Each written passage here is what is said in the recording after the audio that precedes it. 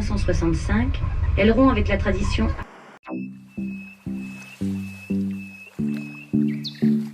Qui termine la façade est décorée de trophées encadrant les armes royales martelées lors de la Révolution française.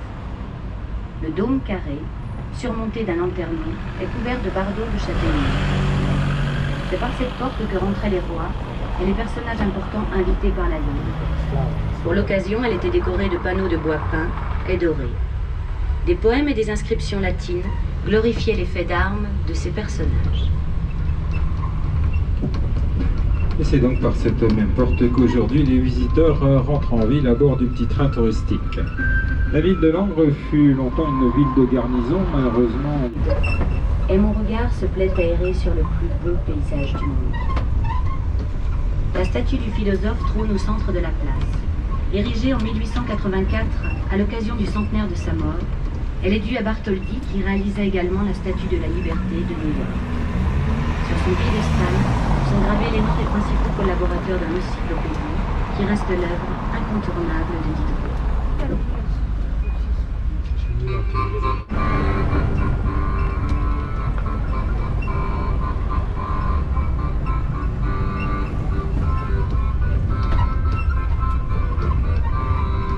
Les manuscrits anciens évoquent des visages serrés. Peu de temps, une nouvelle décoration suspendue. Cette rue est désormais piétonne du mercredi au dimanche, de 11h à 22h, excepté pour le passage du petit train.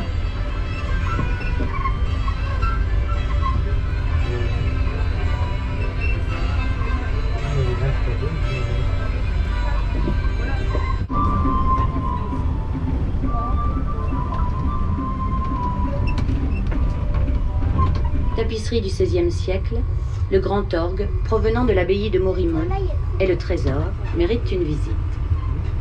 La légende de Saint-Mamet raconte comment celui-ci devint le saint patron de la cathédrale et du diocèse à la place de Saint Jean l'Évangéliste. Vers 755, un pèlerin rapporta de Constantinople un os de la nuque de Saint-Mamet. À proximité de Langres, il voulut se reposer et suspendit à une branche la bourse contenant les reliques. Lorsqu'il désira la reprendre, il ne put la décrocher de l'arbre. Il alla trouver l'évêque Vendier et lui conta le prodige.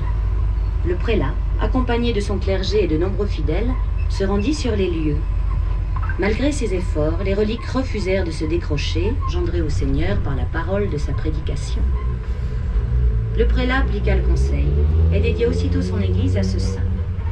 La cérémonie était à peine terminée que les reliques tombèrent d'elles-mêmes et furent rapportées jusqu'à Langres en procession solennelle. Le vieil monumental et une charmante échauguette ou petite tour signalent l'entrée de l'hôtel du Breuil de Saint-Germain.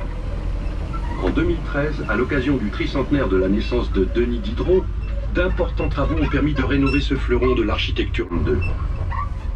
Cette ancienne église priorale date de la première moitié du XIIe siècle. C'est le plus ancien édifice langrois intramuros. La plupart des maisons entourant cette place sont d'anciennes maisons canoniales des XVIIe et XVIIIe siècles. Discrètes, mais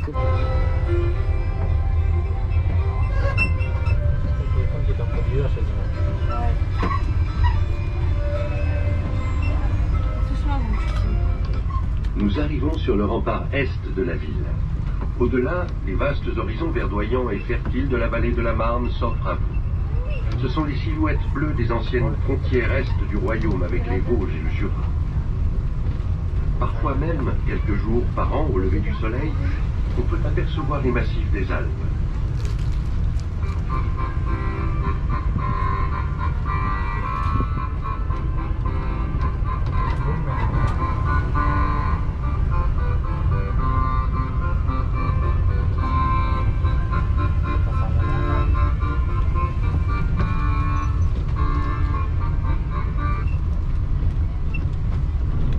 devant vous et à votre droite, vous apercevez le lac de la Liège.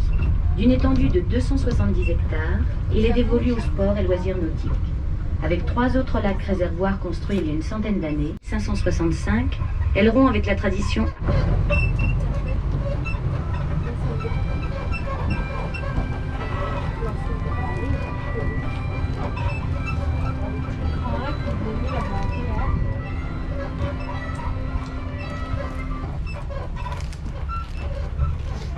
Nous réempruntons le rempart Est en longeant le nouvel et ancien hôpital de Langres. À votre droite, vous découvrez l'ancienne crémaillère de Langres qui reliait la gare et la ville haute, et ce jusqu'en 1971. Lors de son inauguration en 1887, elle fonctionnait à la vapeur. Elle fut la première crémaillère de France. Prouesse technique, elle devait vaincre une dénivellation de 132 mètres, dont les pentes pouvaient atteindre 17%. Habiter une place forte présentait l'avantage depuis un siècle. Les tours creuses disparaissent au profit de bastions terrassés, moins coûteux, à même d'amortir le choc des boulets. Ici à droite, au fond de la vallée, la gare de Langres, ce qui vous donne un ordre d'idée du parcours que devait faire la crémaillère pour relier cette gare au rempart.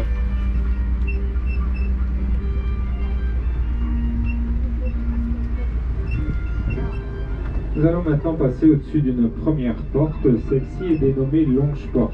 C'est la porte nord. Si l'on emprunte la voie qui passe dessous, sur la gauche, nous remontons jusqu'à la cathédrale. Après avoir franchi la porte Longe-Porte, voici la tour Saint-Jean. Construite au milieu du XVIe siècle, cette tour à canon protégeait à sa droite les accès nord de la ville et à sa gauche une autre tour. En 1883, la terrasse fut aménagée en pigeonnier militaire. Il fait partie du système de communication avec les autres villes frontalières. Il accueille...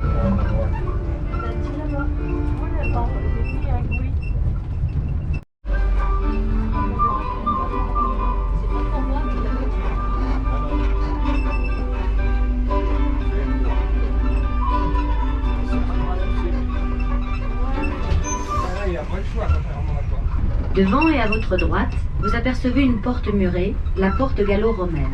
Elle fut érigée au début du 1er siècle avant Jésus-Christ. Monument symbole de l'Antiquité, il se dressait devant le voyageur qui, en provenance de la voie romaine venant du nord, pénétrait dans la cité florissante de l'époque, Andematunum. Celle-ci ne possédait alors pas de rempart.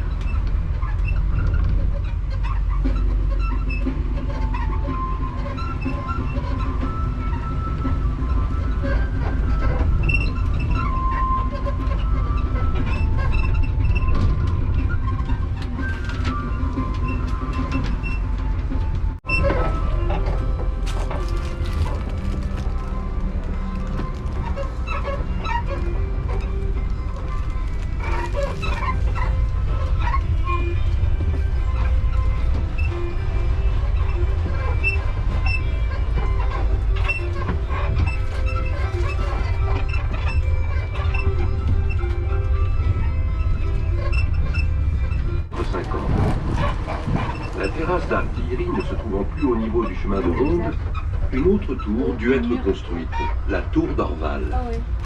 Cette tour renferme donc une rampe d'accès en spirale permettant d'acheminer les pièces d'artillerie sur la terrasse de la tour de Navarre. Cet ensemble fortifié, original et complexe, ne sera achevé qu'en 1519-1520. Son parti architectural et défensif est ambitieux. Une hauteur de 20 mètres, un diamètre de 28 mètres, ainsi que 20 embrasures réparties sur 4 niveaux. Des murs atteignant 7 mètres d'épaisseur protègent 2 salles voûtées et puissamment casematées. Les canons de la terrasse sommitale protégeaient la porte des moulins et ses accès. Ces 2 tours furent inaugurées par François Ier en août 1521. Les parements extérieurs sont traités en bossage. Cette pratique était plus destinée à donner un relief esthétique aux maçonneries qu'à en augmenter la solidité. Au début du XIXe siècle, le génie décida de transformer cette tour en poudrière. Une charpente conique fut alors construite afin de protéger les niveaux inférieurs des infiltrations. Cette charpente en chêne a un diamètre de 29 mètres et une hauteur de 12 mètres. Dans son écrin de pierre grandiose, la tour de Navarre accueille aujourd'hui un parcours de visite ludique et pédagogique.